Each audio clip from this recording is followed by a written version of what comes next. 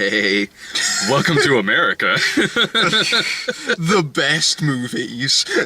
Did this get released? No, it has no release date in the UK yet. Do you think it's because of the one scene where Pedro's using nunchucks? So, we went to middle school, the worst years of my life, which I spent most of this movie coming up with alternate subtitles for, like, oh god. Middle school, the most stupid way to spend 90 minutes this October, perhaps? You leaned over to me 15 minutes in, like, this is gonna be a long fucking 90 minutes. I knew exactly what this kind of movie was gonna be 15 minutes into it. And then it managed to go underneath my expectations. Yeah, we'll get to the spoilers later, because this movie went in some directions that I didn't think it was gonna go several times. I haven't been this annoyed at middle school since 1995. First of all, any movie with a title like this, I probably won't like. A title like Middle School, The Worst Years of My Life, unless it's about somebody who survives a school shooting, it's probably gonna be about some entitled little spoiled douchebag. And it is. Yeah. I guess the kid from Diary of a Wimpy Kid got too old, so we have another possible franchise now about a kid who's an artist and his drawings come to life in animation. They're pretty shameless about how much they crib from the Diary of the Wimpy Kid movies if they were really fucking stupid. I mean, it's amazing. I was having real problems with those animation sequences because by themselves, they're actually kind of fun, but they also stop the movie completely whenever they happen. Towards the end in the climax, when it cut to about 15 minutes of an animated car chase, running over an armadillo and shit, like, fuck, can we wrap this up? It's because if there wasn't an animated sequence, that climax would be over in 30 seconds. Yes, it would have. With a, God forbid, they don't rush to the climax of this thing. So I'll stick with, like, One Crazy Summer with John Cusack and his doodles. I'll be fine with that. Yeah, you can tell that the people that animated it were really thinking that they were Chuck Joneses, and no, they weren't. No, they weren't. If you've seen the trailer of this movie, and you get the vibe that you'll probably root for the adults in it, or at least one adult in particular, Andy Daly as the principal. That's very much the case. I did kind of spend most of the time rooting for Andy Daly, because he was the best character in the movie. Any chuckle I had in this film was from him. His performance in this movie it was the kind of performance where someone knows they're in a really shitty kids movie, and someone told him to really play up to what a kid's idea of a really strict principal is. He is the sort of principal that goes around going, "No jokes." He actually, at one point in the movie, goes, "No bathroom breaks for anyone." No bathroom breaks for anyone. Why does this test say true or false? The principal has 3 nipples. I'll have you know, I actually have no nipples, and I am beautiful. Occasionally, he will have a funny line. No, yeah, when he said that the one kid's stepmom was hot. Yeah. And when he said something about his ex-wife. Oh yeah, that was the one line that sort of cracked me up in the movie. Yeah. My wife told me that I really shouldn't be taking the Blair test so seriously, and that's why I left her. Yeah. Who's laughing now? So this movie is about this kid who finds a new middle school because he's been expelled from all of his other ones. I guess for being a serious wet blanket. Yeah. It seems like that's the worst this kid has previously done. Yeah. He's just a sad sack, so expelled. He's got an annoying little sister that the first time we see her is literally she walks into her brother's bedroom after the alarm has just gone off at 6 a.m. to go to the mother, played by Lauren Grantham, and goes, "Where's my breakfast?" I'm always happy seeing Lauren Graham in movies. Yeah. Like I am. Oh, really? Her popping up just made me excited. We get more Gilmore Girls towards the end of November. It was weird how she vaguely kind of disappeared towards the end of the movie.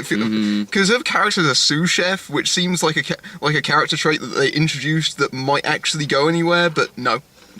No, unless that's a plot point in the book. Yeah. I know this is based on a series of books. This is based on a book like Diary of a Wimpy Kid. Yeah, and I don't know which book came first in between those two, but given that the movie, there's 3 Diary of a Wimpy Kids before this. Of course, that's what I'm going to think about watching this. It probably is more recent because they did a shitload of cultural references. It does that annoying thing that all the kids' movies do that tries to prove that they're really hip. Oh, when he was bringing Drake into his lesson, the teacher, which by the way, that wasn't the first sign. That was when they did an Uber joke, and then they followed it up with Facebook jokes, and then that was like the last straw. Because Adam Pally is the cool teacher. Did you notice that you could see where the chalkboard had been erased from previous takes? You could see that chart that he soon draws in the take because they'd shot it a few times and didn't quite erase it all the way.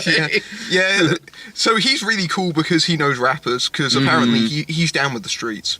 Yeah, which... Okay, there's several issues that I have here. They prove in this movie that this is the worst teacher in the school. Yeah. Like, because... He's teaching the remedial class, and he's pretty bad at it. Yeah, like, Andy Daly honestly brings up several good points in this movie, one of which being that... Because the arc in this movie is that it's 8 weeks out from this test, that all this standardized testing. The BLAR test. The BLAR test. They keep telling you that over and over again. Yeah, 8 days till BLAR, 7 days till BLAR. There's this standardized test that everyone has to take, and the school as a whole isn't doing that well in their current testing because of this one class, because of this one teacher. He's bringing all the average scores down. Yeah, but... Andy Daly is the villain in this movie, so we're supposed to be rooting against him, but I'm really not at this point. Like, okay, Andy Daly in this film, later on towards the end of the movie, he starts doing some illegal shit, but before then, he's just really strict. Like, suck it up, kid. Like, in 3 years, you'll be out of this school. Just tuck in your fucking shirt. Who gives a shit? Like, yeah, he's strict. Probably because he wants you little shits to do well in this testing, because if you do well in this testing, odds are the school will get more funding. Yeah. Well, the thing is, the kid in this movie... See, the thing is, you know, it's very clear early on that something has happened with this kid, and we'll get to that. Yeah, boy, howdy, will we. That's a whole bag of worms right there.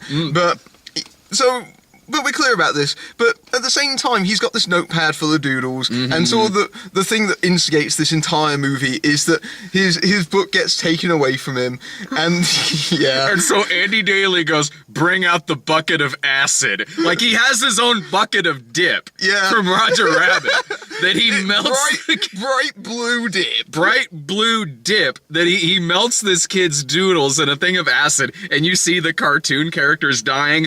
Trust me, it's not as disturbing as when Judge Doom melted the fucking shoe in Roger Rabbit. Yeah. And so it's all started off, and what I was thinking during this stage was, you know what? This kid really has his head in the clouds. It's like, okay, it's understandable that he kind of does, but at the same time, you're going to school. You probably shouldn't spend the whole time doodling in your book, for crying out loud. It's like, give it a few years, you can post it on DeviantArt. This kid's already on DeviantArt, I'll bet anything. So because of this incident, the kid then wants to break every rule. He wants to destroy the rule book in exchange for destroying his book. Which shows that this kid is a superhero. Because, first of all, this school has the worst security I have ever seen in any movie about school. It doesn't matter what decade the movie was made. This movie takes place in the present. This school has the worst security because he just comes and goes in there anytime he wants to vandalize shit, but even the vandalism he does would take 20 people probably a full week to do, which this one kid does just by simply going in early. You leaned into me when at the very first post-it note sequence. Yeah, the post-it. That's the very first prank, is the post-it note sequence. And you've seen that bit in the trailer where they decorate. Oh, it's extended in the actual movie. Yeah, it's not just the principal's office in the movie. He decorated about half the school corridor. Yeah, and it's not just sticking up a bunch of post-it notes. He made faces and words and he decorated it. Yeah, what would take like a skilled Post-it note artist, I guess, if that's a thing. It's almost like they had a Hollywood production designer to yes! do that. What would take this kid probably a week to do, he just did overnight. There's no security in this school that saw him coming and going or doing any of this. Yeah, there's no cameras. Yeah. And I think it's almost established in the movie that there's no cameras, because near the end of the movie, the IT student, the one that we can clearly tell that he has a crush on because she's creative. Yeah. Who has to stop the movie dead to explain VHSs to him? Oh, that scene was so cringeworthy. I could feel you stewing in the seat. But this is a box that goes inside a bigger box. Yeah, it turns out that she's been technically illegally recording inside the school and set up her own surveillance system.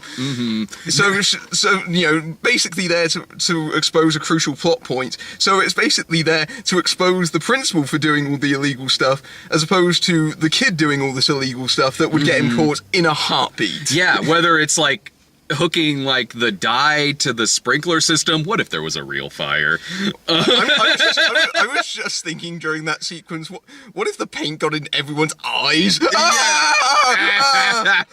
like the room full of balls too. I'm just like, it would take so many people so much time to do all that. Yeah, managed to perfectly close the door behind him. It would honestly make sense if this movie was written in the 80s. If it was written to where, like, it wouldn't make sense regardless, but because of the fact that this movie would only be 5 minutes if anyone bothered to use any kind of recording device, it makes me think, like, was this movie written 30 years ago? Like, because, okay, there's a subplot from Rob Riggle playing a loudmouth doofus, because I've never seen that before in 1,000 fucking movies. That act wasn't old in the first time he does it, let alone the 50th time he's done that now. Not to mention, in this movie, he's playing Alec Baldwin's character from Cat in the Hat. Right down to, he's the evil mom's boyfriend, to the fact he wants to get rid of the kids by sending them to military school. So the mom doesn't see how much of a jerk he is, but the kids do. The kids do see. Yeah, he's a womanizing prick. Yeah, if only the kids had some kind of device on them that could record him doing this. Yeah.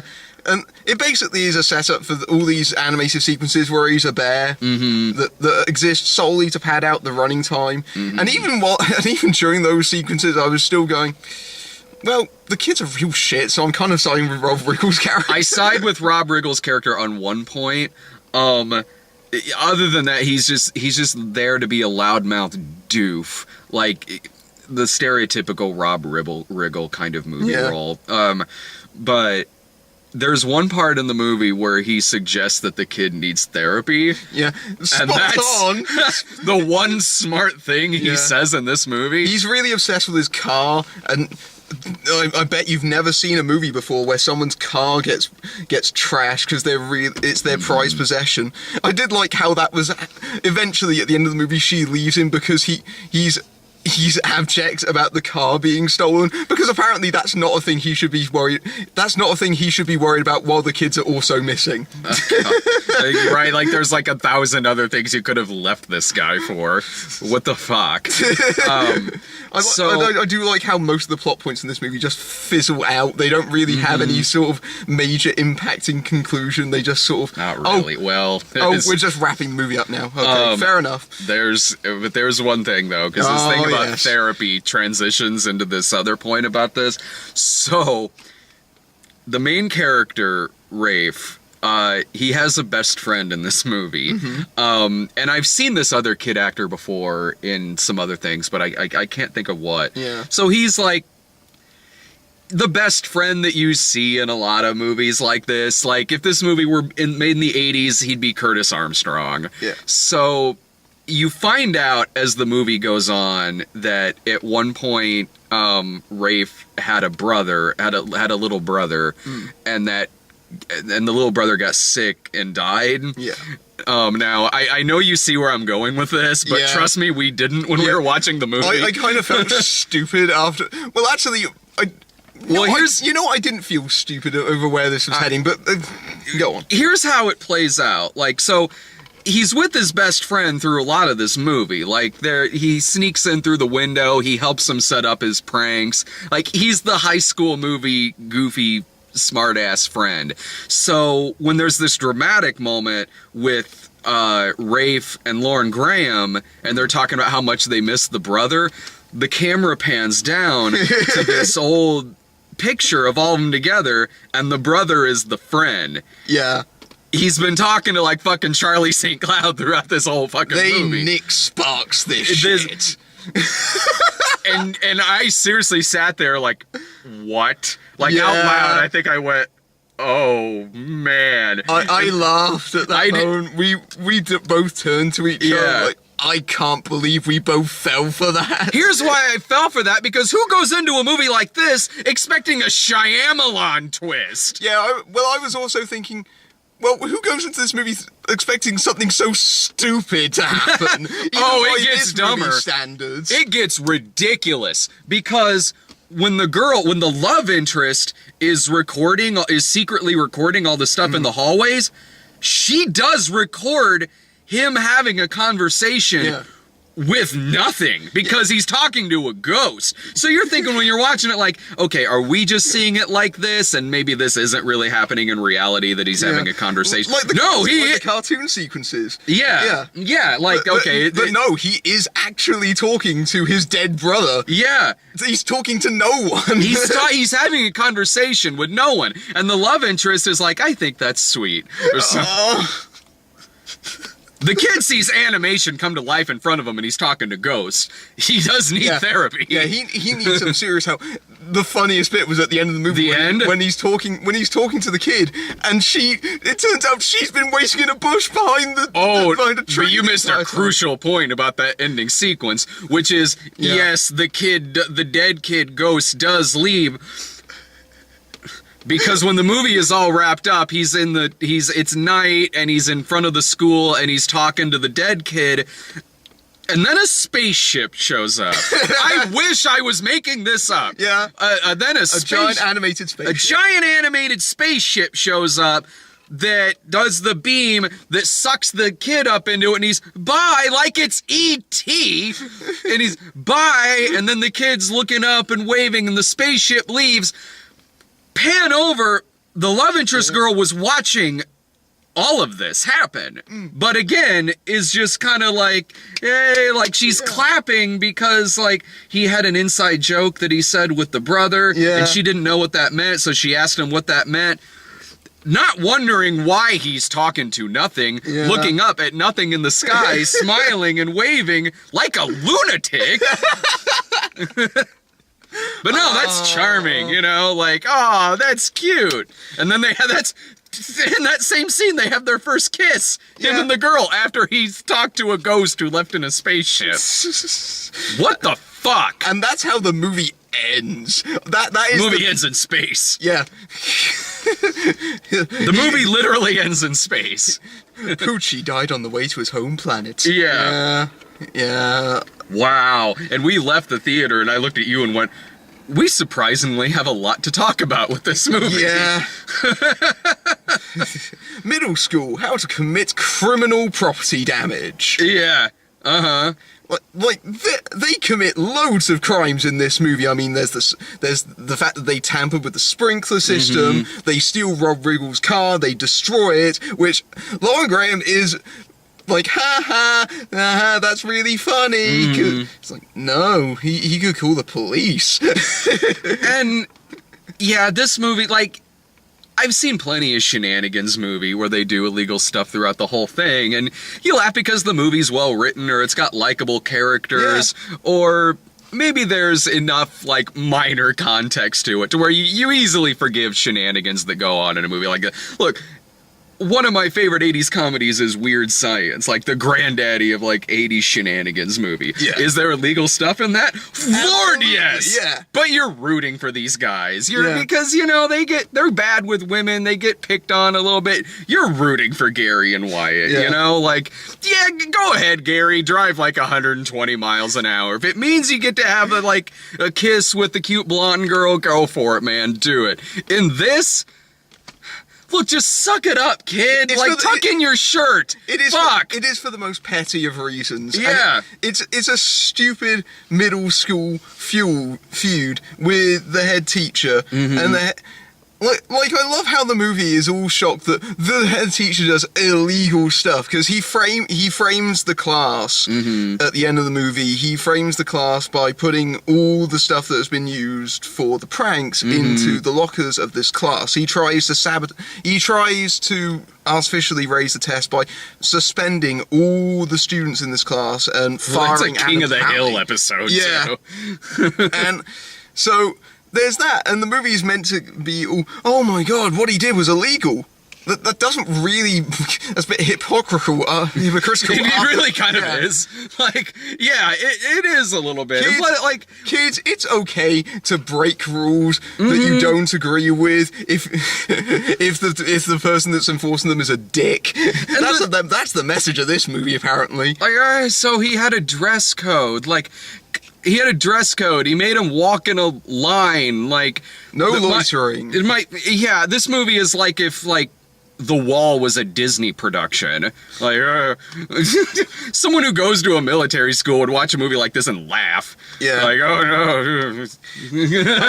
I did love how going to military school. We fucking established that you have been kicked out of all the schools in the area. You had to make sure that you didn't get expelled from this one.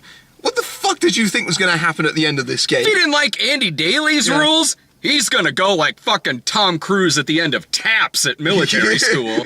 Shit. I love how the scene where he actually gets expelled, the reason that he gets expelled is to do with the sprinkler system, because he tries to save the class by going into the principal's office, and he gets onto the principal's desk and essentially threatens him by lifting up a lighter that I'm pretty sure he shouldn't have in this school anyway, and holds it up to the sprinkler system.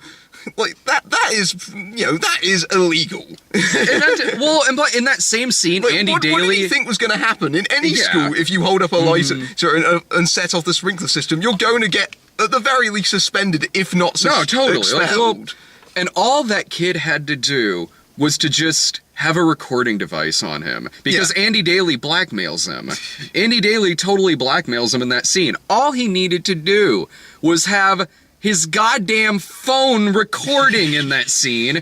The whole thing could have been fixed in 30 seconds. Well, it's like the movie forgets all the technological references they just had to shoehorn into the movie. Like the fact they keep referencing, it's trending on Twitter, it's going to other schools. But like, they have that token effort in there, but otherwise it feels like they forget the fact they have phones, it feels like they forget they have technology, they forget they have a friend that works in the AV club that apparently is occupied by one solitary person, so why are they running an AV club at this school anyway? Yeah. It's stupid. Yeah. It's this movie's really bad. Yeah. Like, I can't recommend this. Like, obviously not to see it in the theater, but don't take your kids to go see this movie. No. It's got really bad messages for kids anyway. If you want to show them a good shenanigans movie, like, keep the kids home, watch Weird Science. Fuck. Make them if you want to show them the Diary of the Wimpy Kid movies, just make them watch those. There's 3 of them. You can get them in the Walmart bin, for crying out loud. And There's 3 to choose from. You don't have to pay to go see this shit. They're better movies than this. I honestly never saw the first 2. I saw the 3rd one. And I don't remember liking it, but I can say that it was probably better than this. There were families in that screening. There were families. There were a couple, yeah. Not very many. No, but there when were they came in late, too. Yeah. But I think we were the only ones that laughed, and we were the only ones that were laughing at the stuff that I'm pretty sure 99% that wasn't supposed to be funny. Like, the kid turning out to be a ghost. Like, I'm pretty sure we weren't supposed to laugh at that. Some of Andy Daly's lines, so a few of those got me, but that's... You can watch so much better things that involve Andy Daly. Yeah. Why even waste your time watching this on Netflix? I was a little bit curious because we were looking on Rotten Tomatoes and there were no critic reviews. Shockingly. Which indicated that they didn't screen this for critics, which seemed a bit unusual for the kind of film this is. Having seen this, I understand 100% why Lionsgate didn't screen this for critics, because they would have torn this a new arsehole. Because this is a movie that should have been just direct to the Disney Channel. Yeah. Like honestly, this is like a teen network movie that is somehow in theaters right now. I mean, I thought this movie was going to be dumb. I didn't realize the sort of almost Herculean amounts of just stupidity in this movie. It was, other than the twists that this movie has, which again, a movie like this has twists. What the fuck? Other than it going in the supernatural direction. Yeah, other than it going in like the supernatural direction. The movie played out like I thought it would from the trailers, like with all the pranks that are. It's big fat liar for this generation. You can clearly tell it's aimed right towards its specific audience. There's very few jokes that are aimed at adults, and what there are super awkward. This is the kind of movie where there's at least 2 moments where they allude to swearing, but they can't do it because it's a PG movie. Yeah. Like there's that bit where he shuts down the AV club and it cuts to the AV club girl going, "Oh shit, beep, beep." Yeah. Yeah. What rhymes with suck? Nothing good.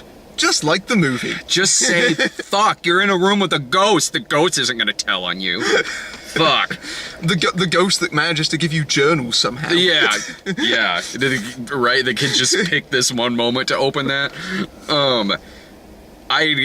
My final thought on this is just skip it. Like, it's seeing us talk about how insane this movie gets is probably more entertaining than seeing it for yourself, especially when you know what's gonna happen in it, because we've already spoiled it for you. Yeah. That's my final thought on this. Skip it. Don't go and see this. In 2 weeks, this movie will be gone and will be quickly forgotten about, and then some idiot will review it on the internet. We're those idiots reviewing it on the internet. We paid for the ticket. The ticket guy laughed at us when we 2 for middle school.